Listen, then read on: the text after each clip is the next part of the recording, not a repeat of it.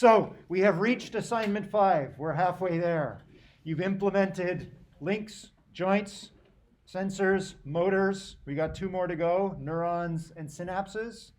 Before we tackle neurons and synapses, however, in assignment 5, we are going to be pausing for a moment and we are going to be doing a little bit of refactoring. As promised, by the time you get to assignment 10, you're going to have a pretty large code base. You're going to probably have implemented 1,200 instruction steps altogether.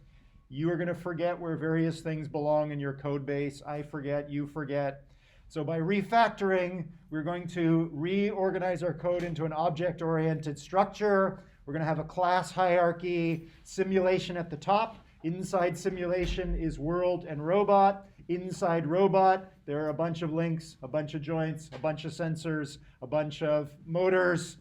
Next week, there will be neurons and synapses inside. I'm going to do the same thing with generate.py. And that class hierarchy, although it's going to be a bit of a pain in the butt this week to refactor things, it'll come in very handy for assignments 6, 7, 8, 9, and 10, and especially for your final project where you need to make some changes and expansions to your code base, and you need to be able to remember where various things are to know what to change.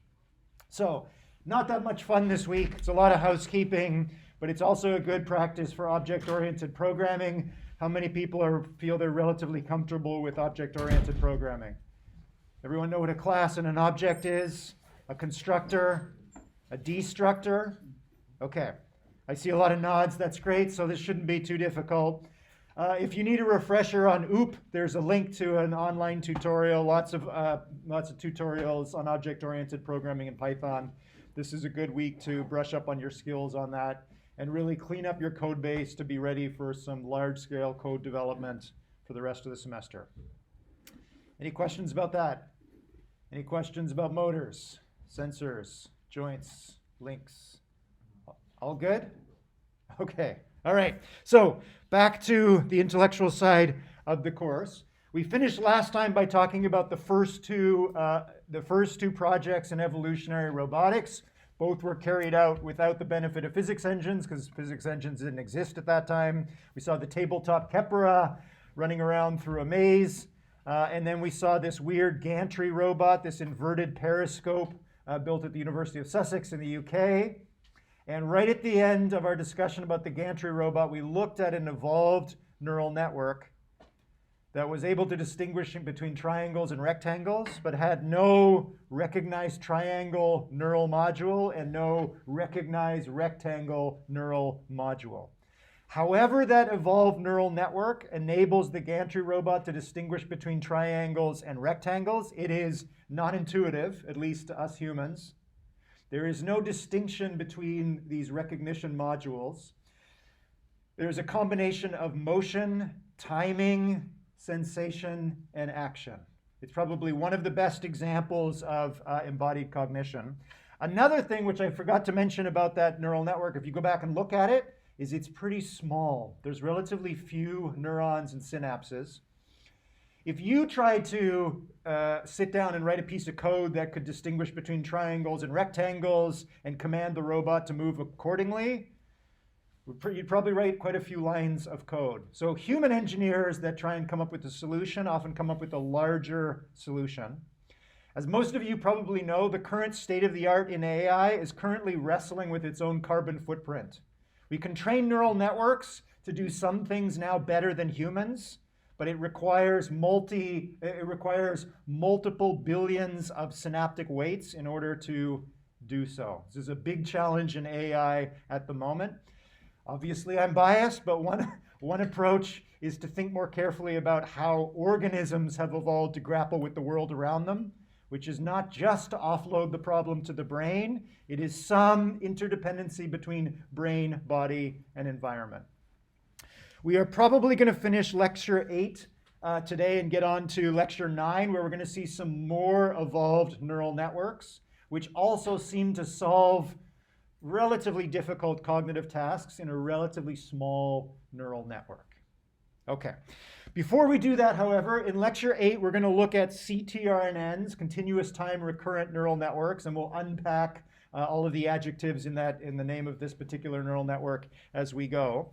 In lectures 8, 9, and also 10, these are some early experiments in evolutionary robotics, which, as the name implies, were attempts to develop minimal cognition. Can we evolve robots to exhibit various building blocks of intelligence and do it with a relatively simple body and a relatively simple neural network controller? In the experiments we're going to look at in 9 and 10, all of the robots are being controlled by a CTRNN, which arguably is not really a minimal neural network. It's a little bit complicated. We're going to spend lecture 8 talking about what CTRNNs are. They have particular benefits compared to more traditional neural networks, like the ones we've seen already, which are discrete. And they're particularly useful for robots that have to get around in the real world. And we'll see why in lectures 9 and 10. All good? Okay, so let's dive in. Continuous time recurrent neural networks. Before we talk about CTRNNs, my apologies, but we're going to have to refresh ourselves on a little bit of calculus. This is the one lecture in this whole course where we're going to have to do a little bit of calculus, so bear with me. Just as a reminder, 300, 400 years ago, mathematicians were struggling with how to describe how two variables, x and y, change relative to one another. So as x changes over this particular span, delta x, how do we describe how y changes correspondingly? It's relatively easy to do so if delta x and delta y are relatively large. We can simply write it down as the slope, right? So m is the change in y over the change of x, which is perfectly fine. But what happens when we wanted to describe instantaneous slope? So slopes at delta x equals 0 and delta y equals 0. Suddenly m becomes ill-defined, and pre-calculus this became an increasing problem until finally a few mathematicians were able to come up with dx over dt, a way of describing how, in this case, x changes as a function of t. In computer science, most of the time we're working with discrete processes, which can be described by a difference equation, right? The difference equation is the discrete version of differential equations. Hopefully this is sounding familiar to most of you. Okay. So if we want to describe how x is changing over time, we can describe the next value of x, the value of x at t plus 1, as a change to its current value, x sub t, plus or minus some value. So whatever we write over here, that describes how x changes, as long as t is changing by amount of 1. So t equals 1, t equals 2, t equals 3. But as the delta t, the amount of time that elapses from one time step to the next, gets shorter and shorter and shorter, difference equations become harder and harder and harder to describe a process that is now continuously changing over time, not changing from one discrete time step to the next, right? So, okay, in this very, very simple example here, we can write down how x is changing as a function of t as 1.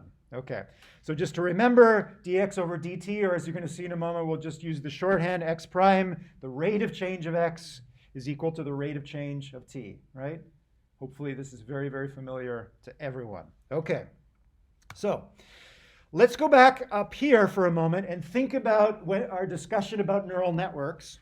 When we were talking about neural networks, we were describing how the value of a neuron, let's call that neuron x, how it's the new value of that neuron at time t plus 1 is a function of values of other neurons in the other neurons in the neural network. So what I've done here is I've written down how a particular neuron, in this case neuron 1, x1, how the new value is a function of all of the synapses that are arriving at neuron 1, the values of those neurons, so the value of neuron 1 itself, the value of neuron 2, 3, 4, and so on. We take the value of that presynaptic neuron and multiply it by the weight of the synapse that connects, in this case, neuron 2 to neuron 1, right? We take this weighted sum of all of the synapses that are arriving at a given neuron, in this case neuron 1, and then we squash it by the activation function.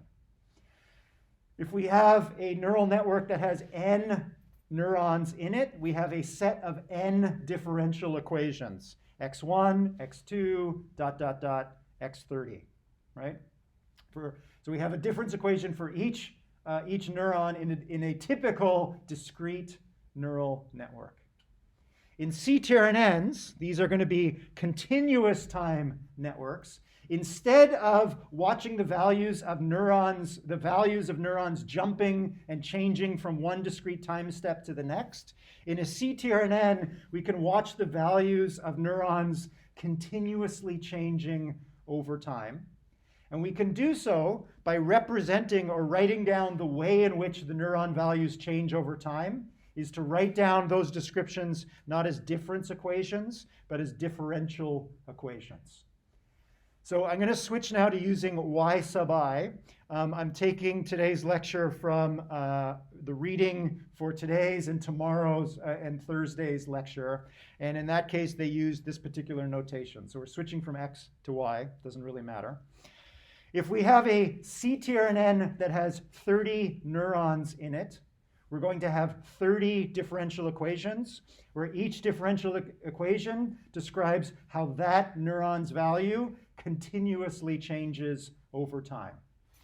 So y sub I prime denotes how the value of the ith neuron in the population is changing over time. Not its value, but how its value is changing over time. So far, so good? Okay. What we're going to do over the next few slides is we're going to start to fill out this differential equation. So you'll notice on the slide here, I've left some white space. So for those of you that are taking notes, pen and paper, make sure to leave some space. And we're going to gradually build up a description of each neuron and what all these various terms mean. Okay.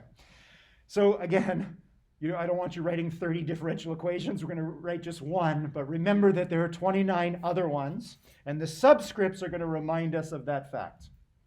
Okay. The first term we're going to put on the right-hand side of this differential equation is minus y sub I. This already seems a little odd. So the value of the neuron I at any given time is y sub I, and the value of how y sub I is changing is y sub I prime. y minus y sub I.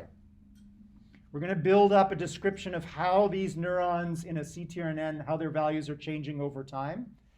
And one way in which their values are going to change over time is minus y sub I. CTRNNs are meant to be a little bit more biologically realistic. They're a little bit closer to biological nervous systems than the traditional neural networks you've probably seen before. So a lot of the math we're going to introduce this morning is meant to represent biological phenomenon going on in actual nervous tissue and actual neurons. Has anyone taken a neuroscience course before? No? Okay, so a lot of this may be new. That's all right. What is y sub I? If you remember from calculus classes, what does a minus y sub I on the right-hand side do? If you think about how this neuron is changing over time. That's a negative slope, meaning that your position is decreasing. Your value is possibly decreasing if, or it could be increasing. It's a little hard to think about. One way to reason about differential equations is to pick a initial value for the variable of interest, in this case y sub I, and then think about how that initial value changes over time. That'll tend towards zero. Tend towards zero, exactly. Okay, so how did you get that? Let's put t on the horizontal axis and y on the vertical axis here. And we're going to have positive y up here and minus y values down here.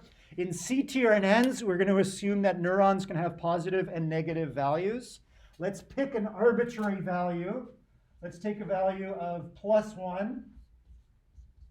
So y sub 0, the value of y sub I at time step 0 is 1. If we plug 1 into the right-hand side, we get -1, and we get a negative slope, as was originally pointed out.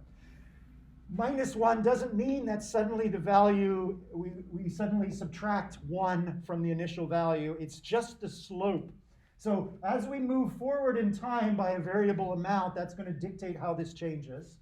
We're trying to do continuous values, so let's just move a very slight distance to the right, a very, very small step forward in time.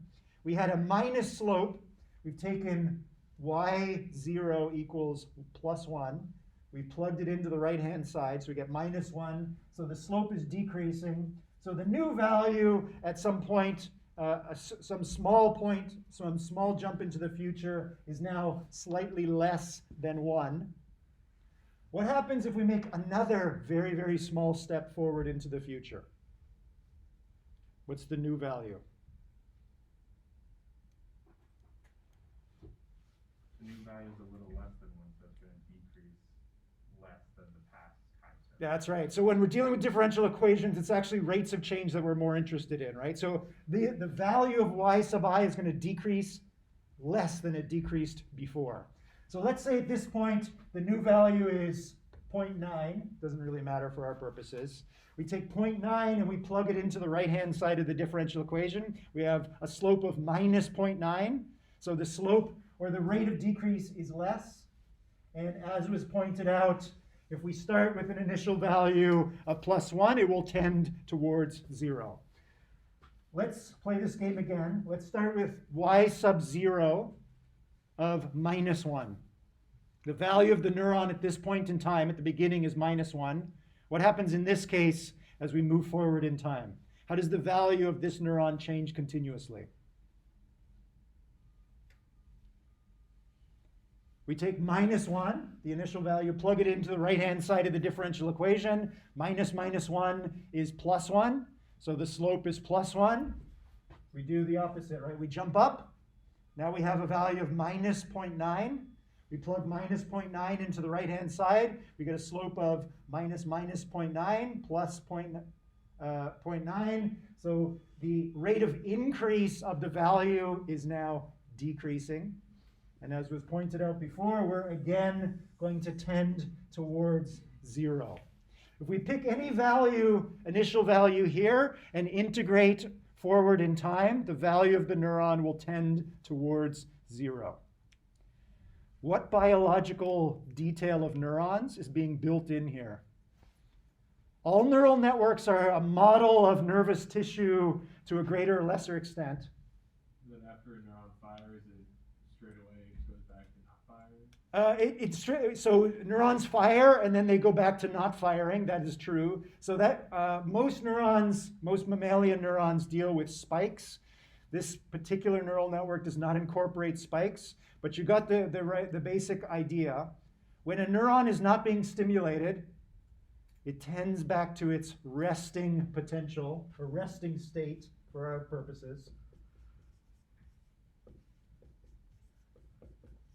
Why do you think neurons evolved to do that? Most of the time, your neurons are more or less at rest. It's not quite true. It's a little more complicated than that. But most of the time, if they're not being asked to do something, neurons will kind of kick back and relax. Why? It spends extra energy. Spends extra energy. So 20% of all the food you eat goes to running this very small by mass part of your body.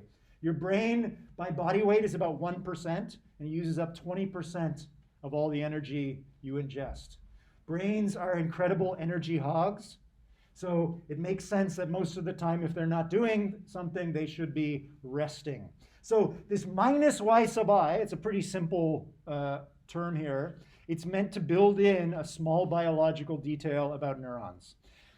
The brain is the most complicated object in the known universe, so everything we're saying about biological brains is an oversimplification. Just keep that in mind. Okay. Oh, one other thing I wanted to mention, you'll notice that there's on the right-hand side minus y sub I, just reminding us that this is for the ith neuron. We have 30 differential equations. They all say the same thing at this point.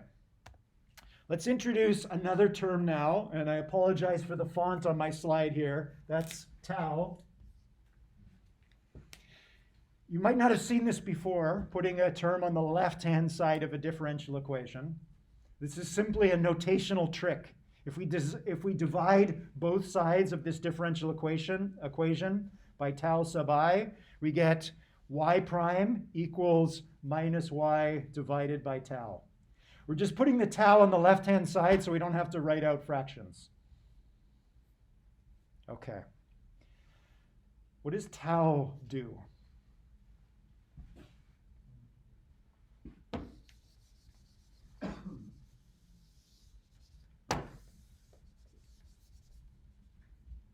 One way to think about this is to try and run this equation forward in time like we just did at the board, but using different values of tau.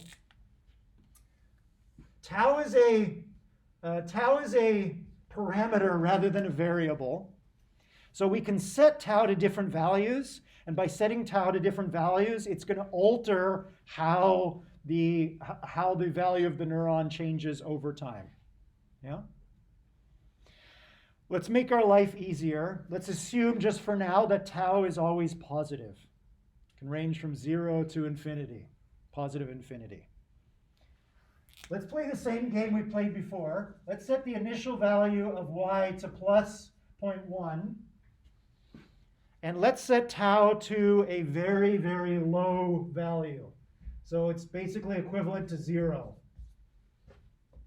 It's a very, very low value. How is the value of y sub I going to change over time now? We know it's going to tend towards 0 because we still have our minus y sub I here.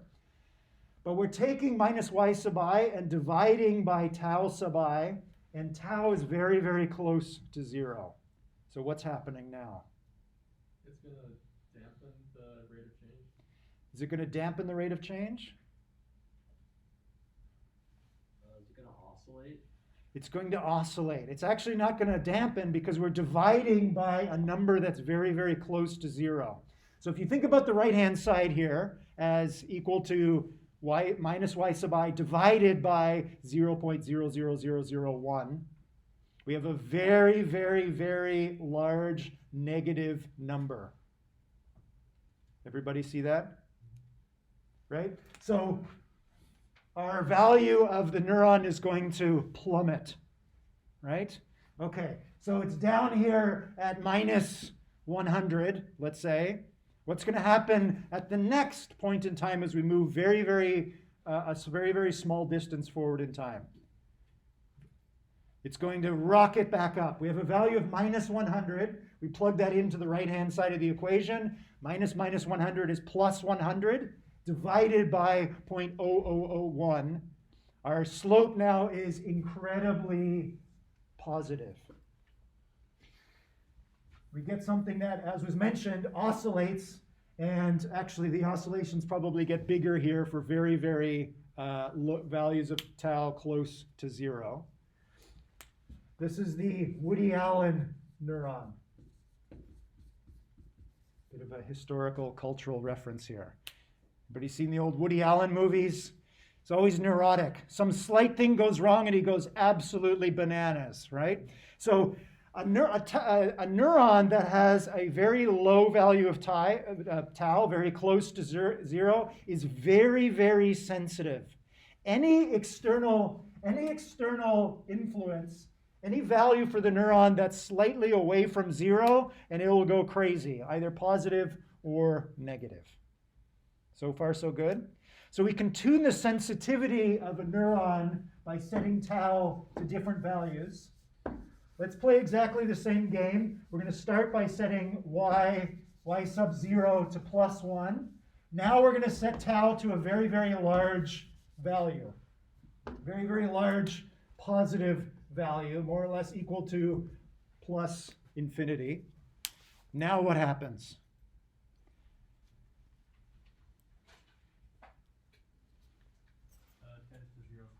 It tends to 0 slower, right? So we take 1, plug it into the right-hand side, minus 1 divided by a very, very, very, very large positive number is a very, very, very small, slight negative value. So it's tending back to 0, but at a very, very slow rate, regardless of the initial value of y. This is the Eeyore neuron. Everybody remember Eeyore, the donkey from Winnie the Pooh? Took a lot of effort to get Eeyore to do anything. Yeah? Okay. Let's keep going. We're going to add some additional detail now to our differential equation. But this should look a little bit familiar now. So we're going to take a summation on the right-hand side over, we're going to use over all of the n neurons that make up the C tier and N. And all of the neurons are connected to all the other neurons in a C tier and N. We have uppercase N neurons. So the way in which the ith neuron changes is now going to be influenced by the values of all the other neurons in the population. We have W sub ji, which represents the weight of influence of neuron J on neuron I. Right? This we've seen before. Okay. Let's forget minus y sub I for a moment, and let's forget tau sub I for a moment. Let's imagine at a given point in time this weighted sum, the combined influence of all the other neurons on the ith neuron. Let's assume that that weighted sum for a moment is positive. What happens to y sub I? We take the weighted sum, and that weighted sum is positive. So that positive value gets plugged into the right-hand side of this differential equation. What happens to the value of y sub I as we move forward in time?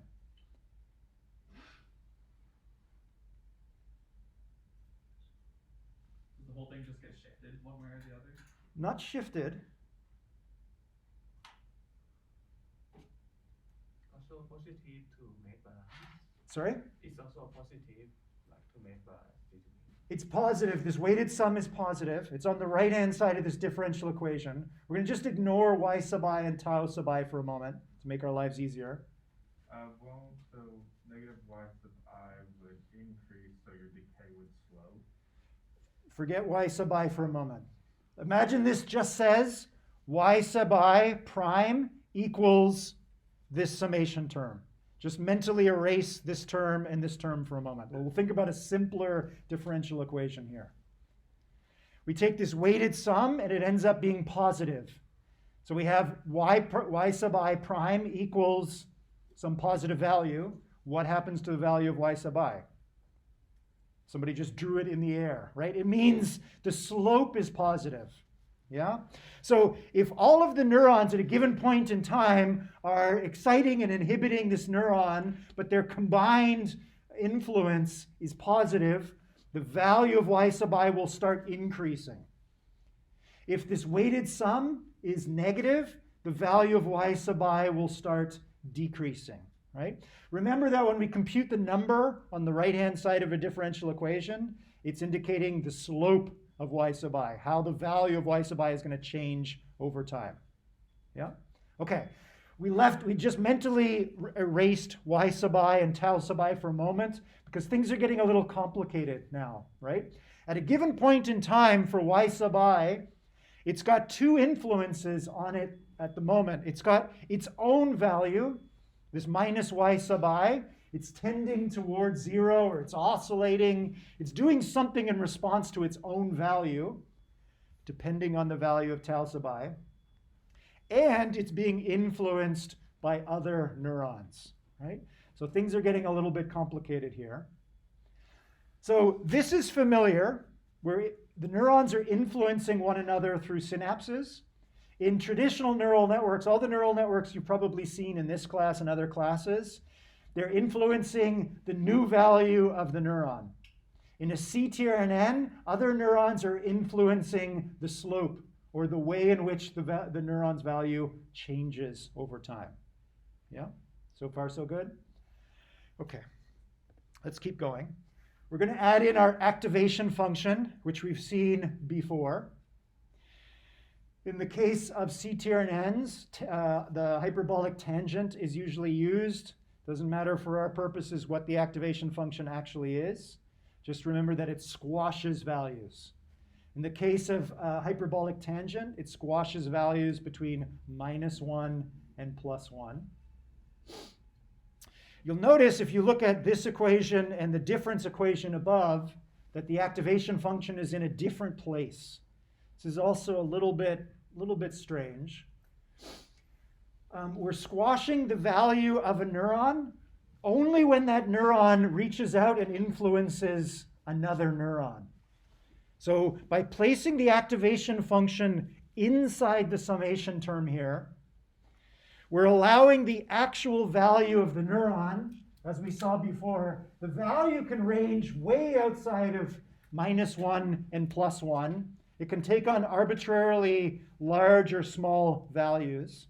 It's only when that neuron sends out a value to influence another neuron that we squash it to a value between +1 and -1. This is another small biological detail.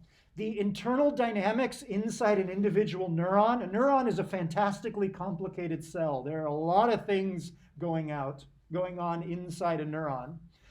When a neuron sends out a spike of electricity and tries to influence other neurons, the magnitude of that voltage or current, the amount of the electricity it sends out is modulated. It's squashed and made smaller. And it's made smaller in complicated ways. Doesn't matter for our purposes. So just as a mental reminder, this activation function is inside because inside the neuron, values can oscillate wildly. But when it sends out an influence to other neurons, we're going to squash it. So its outgoing value is always between -1 and +1. So far, so good?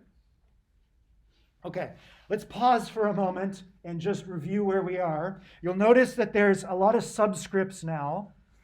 For a lot of these values, we have a single subscript, and for one of them, we have a double subscript. What's the difference here? What's the double subscript reminding us of? The weight from neuron I to J. Absolutely, right? So W has two subscripts. If there are uppercase N neurons in the CTRNN, there are N times N synapses. Every neuron is connected to every other neuron, including itself. So if we wanted to play this game again, we could start to write down a matrix of values for W. We could write down an N by N matrix and fill it with different synaptic weights, positive and negative, excitatory and inhibitory. Tau has only a single subscript, which means that for the N neurons, each neuron can have its own tau value. One neuron could be an Eeyore neuron. It could have a very, very large value of tau. The next neuron in the list could be a Woody Allen neuron. It could have its own tau value that is very, very close to 0. So we could represent all of the tau values in a vector of length uppercase N. Yep. The activation function has no subscript, which means what in this context?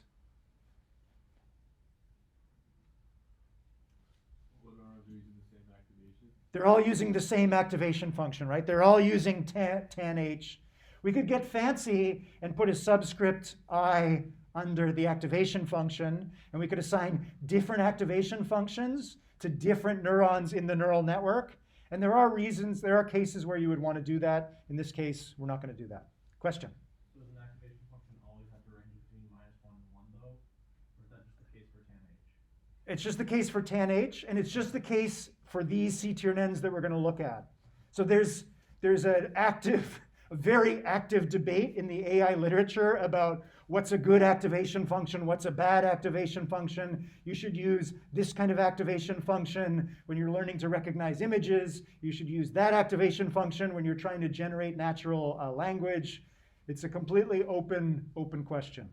Every few years in AI, somebody invents a new activation function and claims this is it. This is going to lead to artificial general intelligence. We're almost there.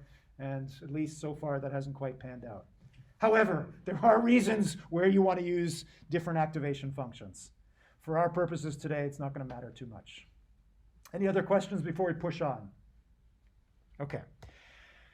We're going to add another parameter here, G. You can see we've got G sub J now. So this is a little confusing.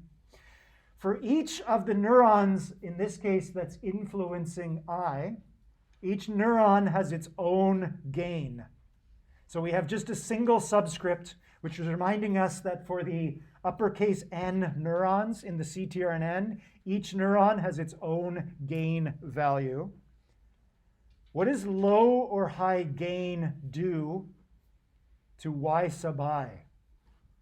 If we have a given neuron, J, and J is connected by a synapse to I, it's connected with a weight of WJI. There's a synapse going from neuron J to neuron I, and J has a very large gain.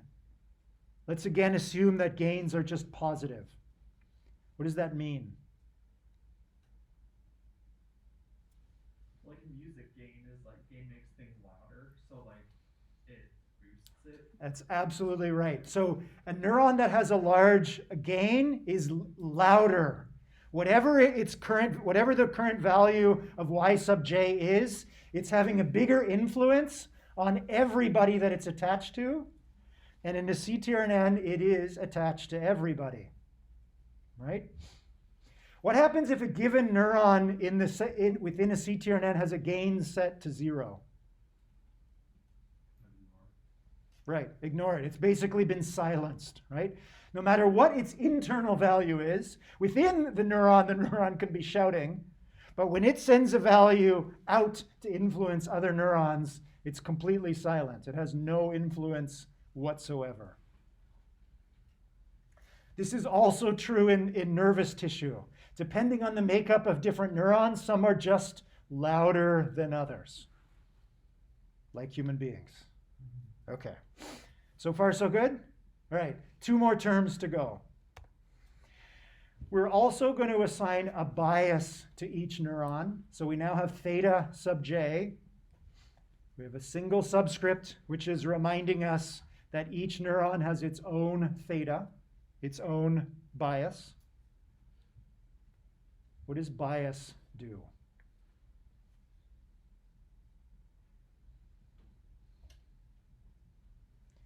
It's getting tricky now. We've got quite a few terms that are kind of interacting here. So let's focus on the very innermost brackets here. Y sub j plus theta sub j. It looks like it shifts the value of your kind of neuron value for YJ. Exactly. Somebody mentioned shifting a few minutes before. This is what the bias does. Imagine that at a given point in time, the value of Y sub j at this moment in time is 0. When it goes to send out a value, you think it would have no influence on other neurons because it has a value of 0. But if theta is negative, let's say it has a negative bias, then its value that it's going to send out is actually negative. If we have a very negative theta value, that means that as a given neuron changes its value, Y sub j changes, it's always being shifted by a constant negative amount, theta. Same thing for another neuron that has a positive bias. No matter what it is doing, its value is always being positively shifted as well. Yep. Again, this is another neurological detail. There's many, many different types of neurons in higher animals like us. Some of those just tend to be inhibitory. No matter what they're doing, they're always trying to suppress the activation of the neurons they're connected to. There are other neurons that are just by nature excitatory. They're always trying to turn on the other neurons that they're connected to. So far, so good? Okay. In everything we've been talking about so far, we're obviously dealing with neurons and synapses. We're not actually talking about robots at all yet. If we want this thing to control a robot, we need to get sensory information from the outside and send values to motors so the robot can influence its environment. So the very last variable we're going to add here is uppercase I sub I. I hate this notation, but this is the way it's reported in the papers, so we're going to have to live with it. Uppercase I stands for input. So we have uppercase N neurons in our CTRNN. All the neurons are attached to one another. A subset of these neurons are tagged as being sensor neurons. So again, this is a little bit different from what we've seen before. Those subsets, that subset of sensory neurons, they are going to receive values from the outside world. If the neuron is not tagged as a sensory neuron, then it's therefore a hidden or a motor neuron, its I sub I is always going to be 0. Nothing is coming in from the outside world. So far, so good? Okay. Let's imagine one of the neurons in our CTRNN is attached to a touch sensor, and that touch sensor reports positive ones or negative ones. What happens if that particular touch sensor comes into contact with the ground or something else in the world and suddenly switches to +1? How does that touch sensor influence its sensor neuron? We have a +1 dangling here at the end. What's going to happen to the sensor neuron that's attached to that touch sensor?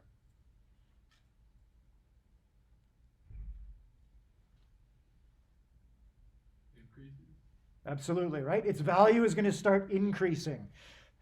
If suddenly that touch sensor switches and starts reporting -1, we've got a -1 dangling off the end of our differential equation, and all other things being equal, the value of that particular sensor neuron will start to decrease, right? So sensor values are now not influencing the new value of the neuron. They're influencing how the neuron's value changes over time. Yeah? So far, so good? Okay. We're done building up this equation. I'll just pause for a moment. That's a lot to take in. Any questions? Yes? Do you ever do any scaling on the input? Because I feel like if our activation goes from 1 to -1 and we're weighting those inputs, would the input to a sensor get lost sometimes? The values of the other numbers usually small enough. It could be. So great question about scaling, right? So if it's a touch sensor, we'll keep things simple. We've got +1s or -1s coming in from the outside world. Imagine we have multiple touch sensors. Actually, let's make this a little more concrete. Let's imagine that we have uppercase N equals 30. We've got a CTRNN with 30 neurons in it, and 4 of those 30 neurons are attached to 4 different touch sensors. So those 4 neurons are responding. They're changing their values in response to information coming from the outside world. Do all 4 of those neurons need to be equally influenced by their respective touch sensor? Some might be influenced more, some might be influenced less. How?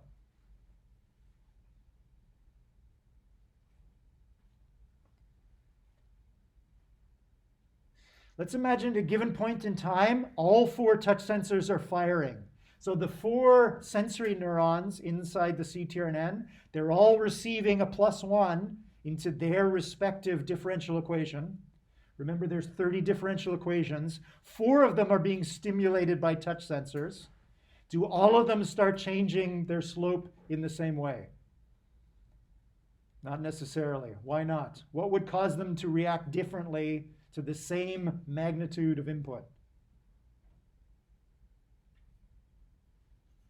Which parts of this differential equation might influence how much they respond to this input? Could be the bias, possibly.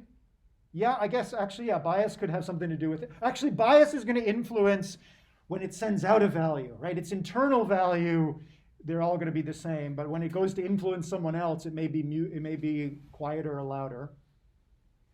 Tau, right? So if it's an ER neuron, it's receiving a +1, it might change very, very little, right? EOR is being pushed by the touch sensor, but EOR is not changing his value very much, right? Another one of those 4 sensor neurons may be a Woody Allen neuron. And the minute that the touch sensor changes its value from +1 to -1 or back again, that neuron is going to start doing something completely different. It's extremely sensitive to anything that changes on the right-hand side of the differential equation here. Yeah?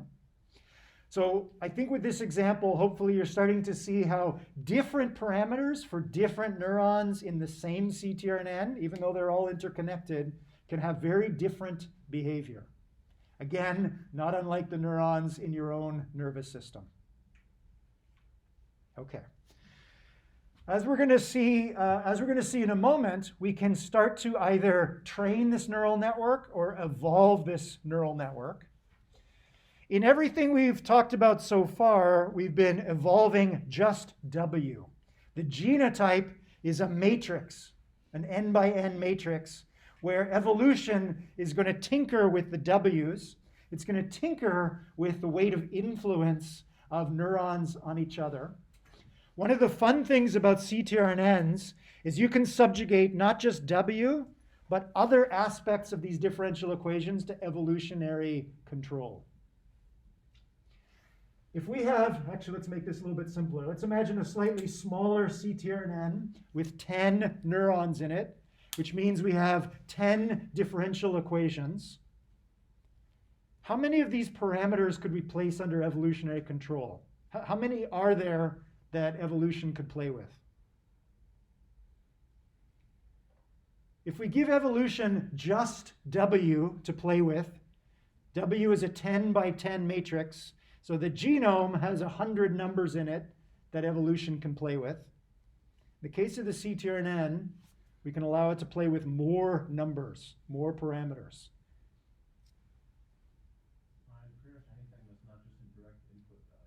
Anything that's not a direct input value. So I is out. Those values are coming from the outside world. Evolution can't play with those. Those are off limits. The activation function is 10H. That's already been decided. That's out.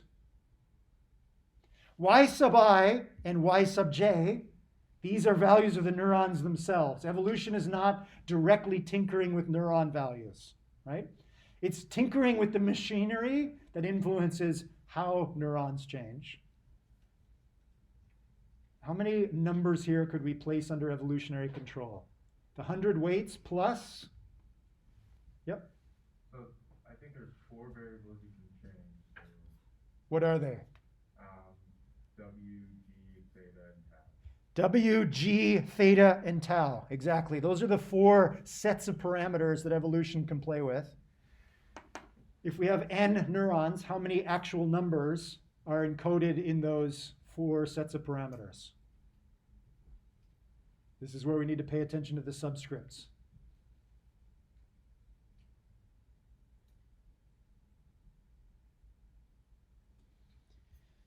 We've got 100 weights. If each neuron has its own tau value, we have how many taus? 10. So we're at 110. How many gains are there? 10, 120, 130, 130. Yeah? Okay. So imagine evolution tinkering with taus, gains, and thetas. That would allow evolution to make some of the neurons more or less sensitive. Evolution tinkering with the gains would make some neurons louder and some quieter. And tinkering with bias would bias some of the neurons to generally be more inhibitory or more excitatory. Okay. So far, so good? Yes? Did you ever change the value of big N so it could kill or generate neurons? Great question. So we are deciding on big N. We could get even more ambitious and let evolution add and remove differential equations from our set of differential equations. It could add and remove neurons. We're not going to get that ambitious yet. But evolution actually has a little bit more freedom here over the neural architecture as a whole, as you just mentioned. It can, if it doesn't need 10, it can shut some off. How? Set the gain to 0. Evolution could also set all of the outgoing synapses from a given neuron to 0. But imagine you'd have to get all these mutations to line up. They'd have to all shut off all the synapses. It's much harder for evolution to shut a neuron up if there's no gain. And this is part of the reason why gain is in there. A single mutation that hits one of the gains and draws that gain down to 0 or very close to 0, in effect, evolution has knocked out that neuron in this new CTRNN. Yeah? Okay. All right. Let's switch gears now. We're going to look at an application of CTRNNs. This is actually optional reading for today. This is mostly for the grad students. This particular experiment is actually quite involved. So I'm just going to go over the intuition of this experiment today. For the grad students, or for those of you that are interested in the details, you can go and read this research paper itself to get all the details. In this experiment, as you can see, they were working with this very simple little humanoid robot.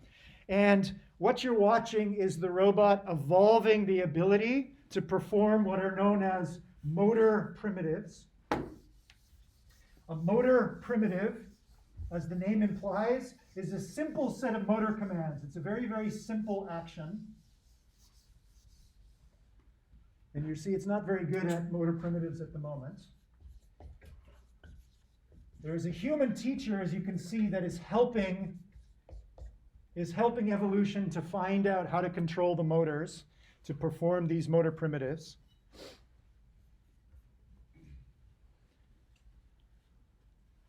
There's one motor primitive, which is shake the block up and down 3 times.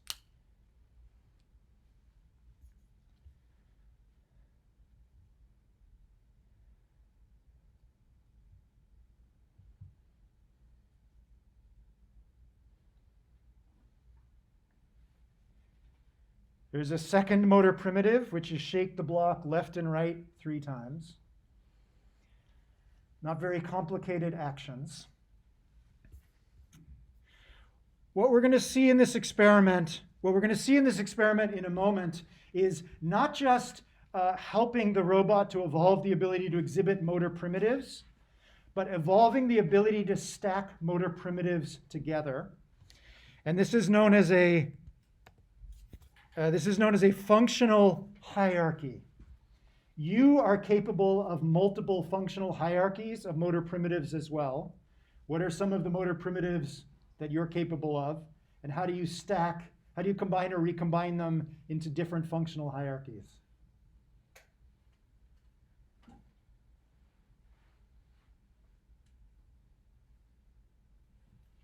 We take notes, we're processing information and writing it down. Okay, so taking notes and writing them down. So writing them down is covered by a single verb. If you think about what you're actually doing when you're writing, it's not actually a motor primitive. It's made up of motor primitives itself. This is where the hierarchy comes in. Walking is another example, right? You learn to take a step, and then you put steps together in different ways to produce walking, running, skipping, jumping. What about writing? Writing's another good example. It's holding your pen and then moving it like up and down, left and right. Absolutely, right? So not unlike the robot you just saw way back at the beginning of grade school, right? Vertical strokes, horizontal strokes, diagonal strokes, how you put those strokes together to make different letters, how you put those letters together to make different words, how you put those words together to make different sentences. Those are, if you think about not the strokes and the words and the sentences, but what your hand and your arm and your shoulder and your eyes are doing, they're a functional hierarchy of very simple motor commands, motor primitives. Everything that higher animals do, any complex action that you perform, you're not actually learning that complex structure from scratch. You learn the basics, you learn the motor primitives, and then you learn how to put them together. When you learn a musical instrument, you learn how to pluck the strings. Those are the motor primitives, put them together into chords, so on. Learning a new sport, learning a martial art, learning yoga, same thing. Motor primitives and stacking motor primitives together. The $1 million or possibly the $1 billion question in neuroscience is what's going on in your brain as you do this? The two cartoons down here are meant to represent two different hypotheses about what's going on in the brain when you learn and functionally combine motor primitives. We're going to represent motor primitives as colored squiggles. So you can think of the green squiggle as shake the block left and right, and the red squiggle as shake the block up and down, and the blue squiggle as push and pull the block forward and back 3 times. So we're going to play with 3 different motor primitives. We can imagine that our robot here and us is going to learn and encode each of these motor primitives in a different part of the brain. So the local modules down here at the bottom of the slide, imagine those motor primitives live in different parts of your brain. If you want to learn n motor primitives, you need n different neural modules, and then you need an n plus 1th module. You need one additional module that is going to gate these different motor primitives. So in essence, if we ask the robot to start in the home position, like you see on the left, and then we tell it to grab and shake the block left and right, green, up and down, red, and then forward and back, blue, and then go back to the home position.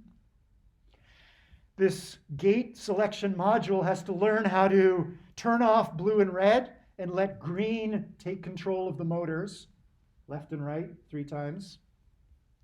When that's done, the gating module has to shut off the green module and let the blue module take control of the motors, or muscles in our case, up and down 3 times, and so on. This gating mechanism should sound familiar. Where have we heard this before?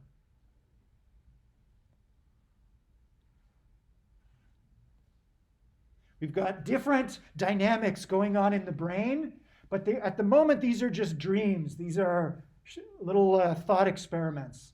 We're just thinking about them. We then let some of them actually take control of the motors, and we actually turn some of these thoughts about shaking the block into actual shaking of the block. Where have we seen this before? Anybody remember? No? We saw it when we were talking about the Roomba, of all things. No? We talked early on in the course about the subsumption architecture, right? Avoid obstacles. As long as there's no obstacles nearby, shut off the avoid obstacle Bratenberg vehicle and let the search for more dirt module take over. If suddenly you get close to an obstacle, suppress the look for more dirt module and go back and allow the obstacle avoidance Bratenberg vehicle to take control of the wheels. That was the subsumption architecture, which is very old now in robotics, but it actually controls all the Roombas, probably controls most of the Amazon robots that are helping to fulfill your Amazon order today. This idea of different thoughts or different potential actions floating around in parallel in the mind of the robot or in the mind of the human. And then, depending on what's going on, those thoughts are differentially allowed to become actions. This is just a hypothesis about how the brain actually learns motor primitives and stacks them together in increasingly complex sequences. It's very intuitive to think about this. What's the problem with it?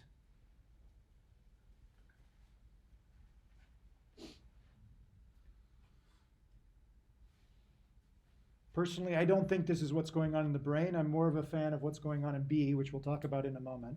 What's the problem with A? It's very intuitive. It's easy for us to think about it. It should already be an alarm bell going off in your head, right? Thinking about thinking is misleading. Kind of like only one process going on at a time almost. As a computer scientist, right, this should make you wince. This seems very computationally inefficient. Efficient in what sense? How many motor primitives are you capable of? It's probably not dozens, not hundreds, not thousands. It's a lot at this point, right? If we have to store every little motor primitive that you ever learn in different parts of the brain, that's a lot of real estate. And most of the time, that part of the brain is not being used, right? If your brain currently is remembering how to pluck the string of a guitar and perform a yoga move and whatever else you've writing and walking and jumping, if those are all stored in different places, most of the time they're not being used. It's not very efficient. Let's imagine a different way of doing exactly the same thing. We still want the robot to learn motor primitives, left, right 3 times, up and down 3 times, forward and back 3 times. We want it to also learn how to sequence or put these together in different combinations and permutations over time. Up and down, then left and right, then up and down again, then left and right, then forward and back, then forward and back. There's another way we can do this, which is to create just 2 different neural modules, 2 parts in the brain. In one part of the brain, we're going to have very fast neurons that rapidly produce changes in their value, and they're going to encode these relatively fast motions. We're going to have another part of the brain where we have very slow neurons. These slow neurons are going to be represented by the purple. They are changing their values slowly over time. And you can think of these purple neurons as the conductor of an orchestra. The conductor, if she is holding her baton at a certain height, the value of the purple neurons, that pushes the fast neurons into the red pattern. If she raises her baton to a different height, that pushes the fast neurons into a different pattern, the blue pattern. And if she drops her baton very low, that pushes the same set of neurons into the green pattern. So the fast neurons are now capable, the same set of neurons are capable of generating the red, green, and blue motor primitive at different points in time, but in the same place, rather than having different neurons do each individual motor primitive. One of the advantages of working with continuous time neural networks, this continuous value, is this concept of slowly pushing faster changing things into different patterns. Obviously, this is just a cartoon at the moment. What do you think is actually going on under the hood of this cartoon? What can you tell me about these 2 groups of neurons, given what we've talked about this morning? What do we mean by fast neurons and slow neurons? Like the fast one would be more like the Woody Allen, kind of like really excitable, and then the slow one would be more of the Eeyore. Absolutely. So in this experiment, the researchers have a hypothesis. This is their hypothesis. They believe this is what's going on in the human brain. So they're going to test this hypothesis in a robot that's equipped with, again, a relatively simple brain, but at least a model of a brain that has some biological detail in it. In this case, the researchers are going to set by hand the taus of some of the neurons and then allow evolution to play with W, G, and theta. Yeah? So they're bringing in their intuition about what's going on in the brain to try and bring about this situation. We've already seen this a few times. We'll see this many more times, where again, we're testing hypotheses about intelligence or brains. We have an intuition. So we're going to set some part of the robot's body and brain and let evolution fill in the details. And if evolution can fill in those details relatively easily, that's maybe some indirect evidence that this kind of works. At least works for robots. Maybe it's also what's going on in higher animals. So far, so good? Okay. Again, I'm getting a little bit into the details. This is mostly for the grad students at this point. We've got our slow neurons over here. We've got our fast neurons over here. And then there's a third clump. These are also fast neurons, but this clump is the ones that have been tagged as sensor neurons and motor neurons. I just realized I forgot to mention in a CTNN, in the same way that we can tag a subset of neurons to be sensor neurons, we can also tag a subset of neurons to be motor neurons. Their output value is being sent to the motors. Yeah? Okay. They chose to set the fast neurons to have a tau value of 5 and the slow neurons a value of 70. Why 5 and 70? I have no idea. Seems like kind of an arbitrary choice. For our purposes, the important thing is that some of them are manually turned into Eeyore neurons, and others are turned into Woody Allen neurons. You'll notice there's this external goal that's being plugged into the neural network. This is kind of an odd detail of this experiment. It's kind of like a sensor. It's just an integer value that the investigators are injecting into the slow neurons. And that integer represents which motor primitive the investigator wants the robot to perform at that time. So an integer of 0 means do this. An integer of 1 maybe means do this. An integer of 2 means do this, and so on.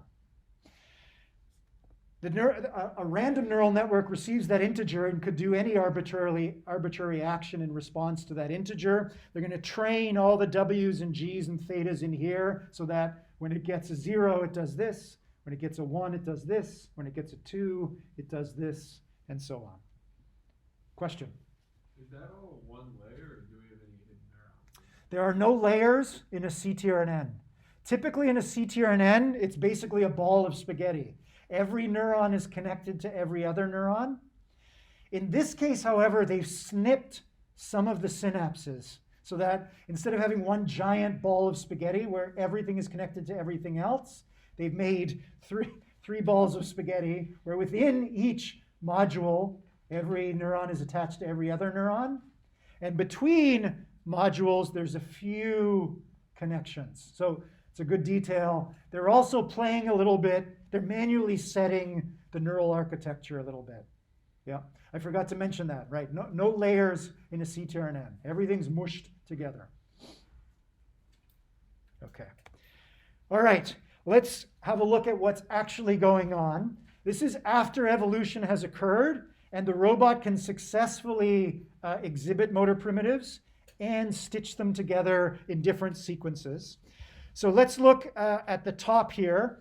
So in this case, they're going to start sending these integers into the goal neuron. They're going to say, reach out, and then they're going to put in the integer that says, shake the block up and down 3 times, then shake it left and right 3 times, then go back to the home position.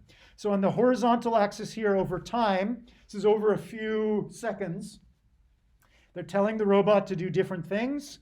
And each panel here on the left is showing how the sensors respond. Proprioception represents the angle of the joints. I can't remember if this was mentioned in the sensor assignment or not. For the moment, you're working with touch sensors. You can also add in proprioceptive sensors as well, which report the angles of the joints. You'll notice that when it's asked to shake the block up and down, you can see there are 3 clear changes in the proprioceptive values. So the arms are either doing the right thing, up and down, or they're doing the wrong thing, forward and back 3 times, left and right 3 times. We can't actually tell just by looking at the raw sensor values. You'll have to take my word for it that in this case, when it's asked to shake the block up and down, it actually shakes the block up and down. A few seconds later, when it's asked to shake the block left and right 3 times, it actually shakes the block left and right 3 times. Yeah? Okay, so the robot is doing what it's supposed to be doing. Let's come down to these bottommost panels here. Let's have a look at neuron 160. Sorry, you probably can't read this in the back. This says 160, and this says 101. So the first 100 neurons, let me go back for a moment. The first 100 neurons are the sensor motor neurons. Neurons 101 through 160 are these middle neurons, and neurons 161 through 180, the last 20 neurons, are the Eeyore neurons over here, which are actually hearing what the robot is supposed to be doing. So if we look at these 60 Woody Allen neurons, these are not sensor motor neurons. They're not directly receiving information from the outside world. They're not directly impacting the motors. But if you look carefully, you'll notice there's a pattern that's repeated 3 times, and then another different pattern that's repeated 3 times. The robot is dreaming up and down, and then it's dreaming up left and right. And it's these fast neurons are influencing the 100 sensor motor neurons to actually make that happen. In the very lower left panel, let me just jump out of full mode here so you can see that in the back. Down here in the lower left, see if I can zoom in on this actually. There we go. Okay, in the lower left down here, neurons 161 through 180, they're outputting relatively constant values. This is the conductor holding her baton constant while the orchestra plays a particular refrain. And then the conductor gradually changes the height of her baton. You'll notice there's a faint trace of oscillation. So she is actually also alternating a little bit and kind of influencing the pattern here. But what we now have is a functional hierarchy. We have one part of the brain that's thinking high-level thoughts, like you probably are now. I'm going to leave innovation building, and then I'm going to run back to my dorm and get something that I forgot, right? That's you're sort of skating over the details. I'm going to do this, then I'm going to do this. There is potentially another part of your brain that is listening and saying, okay, leave innovation, I need to step, step, step, open the door, step, step, step, step, step, to the end of the hall, and so on, right? It's this high-level action in the brain of the robot is unfolding over different time scales. But within this magic set of 60 neurons here, they are simultaneously imagining shaking the block left and right, and then later in time, imagining shaking the block up and down, and then shaking the block left and right. It's a little bit more complicated, less intuitive. What's the advantage of doing things in this manner compared to what we just saw before?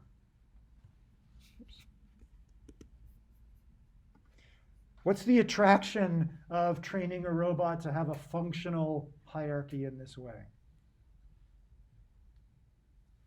So that it can apply like these hierarchies to new behaviors?